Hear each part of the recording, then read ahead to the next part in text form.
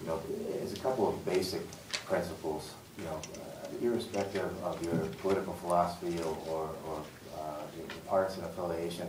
You know, I hope that we can all agree on a couple of things as they pertain to elections. One, that we only want eligible voters casting ballots. But second, that we want as many eligible voters to participate in the democratic process as possible.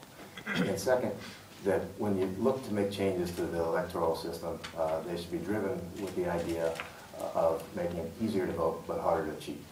Those are a couple of basic principles that I think have resulted in the bipartisan system that we have that administers our election. And I think this proposal accomplishes those goals. The way mechanically it works, you have to understand first the existing system.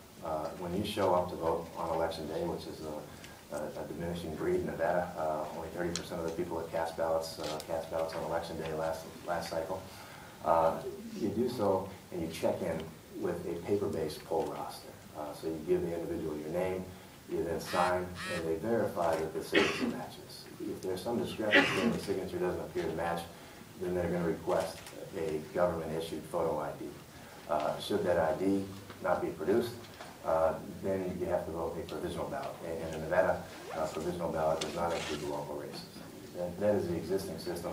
It's completely antiquated, needs to be upgraded. Our proposal upgrades that system by creating an electronic poll book.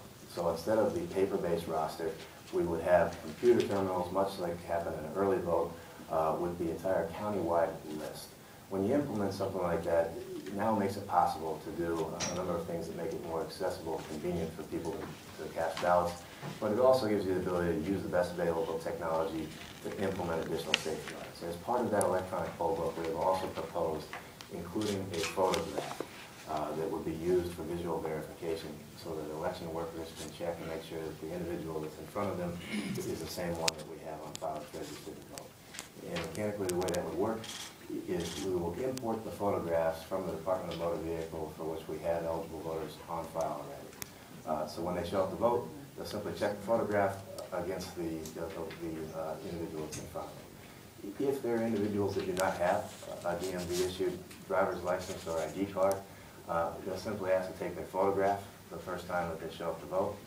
If they object to having their photograph taken for religious or cultural reasons, there's an opt-out provision where they would sign an affidavit saying that they are who they say they are. That would give law enforcement the tools that they need if there's some discrepancy after the fact, that they've been in a case of impersonation at the polling place, but at the same time would not disenfranchise a single voter. And so what we're accomplishing really is an upgrade of an antiquated system, utilizing the best available technology, and ultimately implementing a very important safeguard.